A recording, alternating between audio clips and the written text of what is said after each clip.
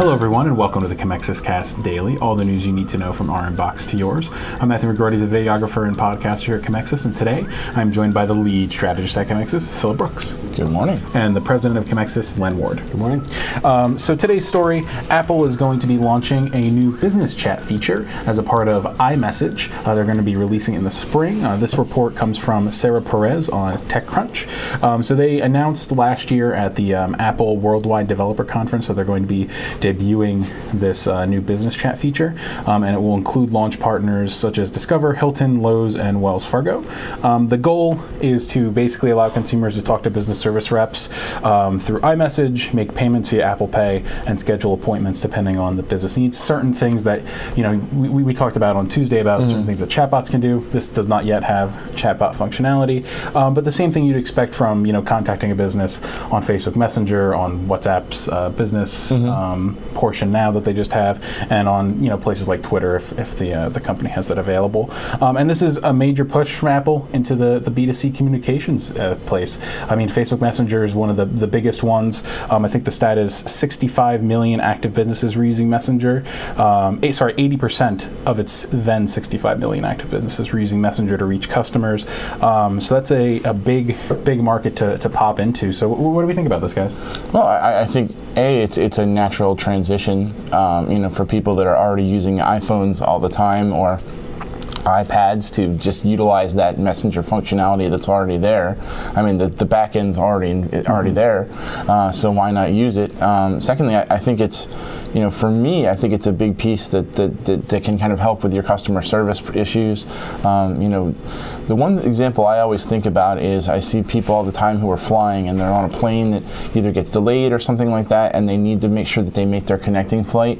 And I see people tweet at airlines all the time, and somebody will get back to them and say, hey, we'll make sure that they hold the plane at the next gate for you, that kind of thing.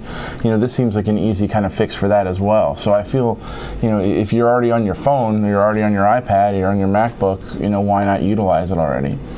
Yeah, that's a good point. When I was reading this, when we talk about the buyer's journey and the different various different ways that somebody can interact and see your business, we're talking about multiple screens, phones, iPads, computers, and stuff like that. Is this? Do you think that this is one of the things that businesses are just going to have going forward? What do you think, Len? It's not even an option. I mean, this is just. I know it's kind of maybe a little redundant because of what we just talked about a couple of days ago, but this is just another thing to go on the buyer's journey. This is the way you're going to be communicating with people. This is the way to kind of get your message out to your client base. People don't want to pick up the phone and talk to you unless they have an emergency. They'd rather text you, and if you had something like this app, I just think it's going to go a far way. I mean, again, we say it again, we are adamant with clients. You have to engage in something like this, especially for B2C, even B2B. It's just, this is the way people are communicating now, and we're never going back. Yeah, so there's some quick stats. Facebook commissioned a study by Nielsen that was released last fall, and it found that 56% want to text a consumer about a certain customer service thing, and further 67% said they expect to message more businesses over the next 2 years. And I think that makes a lot of sense. I mean, I don't want to necessarily have to call somebody for something that I can deal with more immediately. Well, and the other thing, the thing I think about too is that Facebook Messenger, while it exists, a lot of people don't want to install that separate app on their phone for Facebook Messenger. Whereas if you've got an iPhone, you've got that iMessage app. It's already part of your infrastructure for your phone. It's right there anyway. So that's a captive audience essentially if you've got people who aren't using Facebook Messenger. Yeah, I agree. I mean, I think to some extent, while Facebook Messenger is a separate app, one of the cool benefits that it has is certain websites are able to embed code that allow you to speak all while on the website through Messenger. But I mean, you can't discount the fact that iMessage ships with all Apple iPhone products and certain iPad products, I believe, as well. Did they mention at all if you can advertise on this? Did they say in the future there'll be a way Apple's going to leverage this for advertising? I'm sure they will. I feel like Apple's just gearing up for this massive ad platform shortly to compete with everybody. That'd be interesting. That probably is going to end up happening. Well, I don't want to put words in any Apple mouths, but it reminds me of one time my mother was looking for something for Christmas, and she called me in like a day later, and she's like, I got a Facebook message from this company that we're talking about the item I was looking at the other day. Yeah. Is this a spam message? Like, what's happening? And I'm like, no, you were retargeted.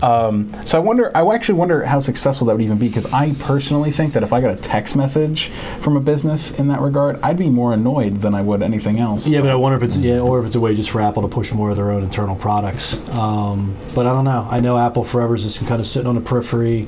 Everybody's wondered, would they buy a Bing? Would they buy a Yahoo? They're kind of sitting out there, and you just wonder, with Amazon getting in the game, at what point does Apple, with all their users, because that's what you're buying. I mean, the one major reason why Verizon bought Yahoo was because of the users and the amount of people in the email list that they can go after, from what I understand. And you got to figure at some point Apple is getting ready to gear up to go after and figure out a way how to market all of these Apple users. And it's just, with everything being tied in with all the Apple products, you have to wonder at what point does Apple roll out some sort of advertising platform. They have to, and you think about it, of all the companies out there in the tech sector, they have one of the largest war chests available. They have so much capital that they're sitting on.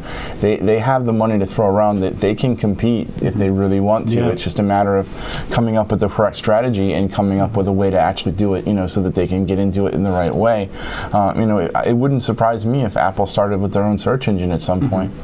Yeah, I mean, I think they're even starting to do the obviously with this, but also with blocking third-party trackers. I mean, Apple doesn't need a third-party tracker because people are using their apps for that service already.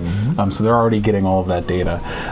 So it'll be interesting to see what happens. They're gonna wall off their users. And think about that. If they wall them off, their own search engine, everything else, that's a problem for people. Yep. Well, thank everybody for tuning in to today's episode of the Commexis Cast Daily. Check us out tomorrow for more of the latest trendy news. Have a great day. Thanks.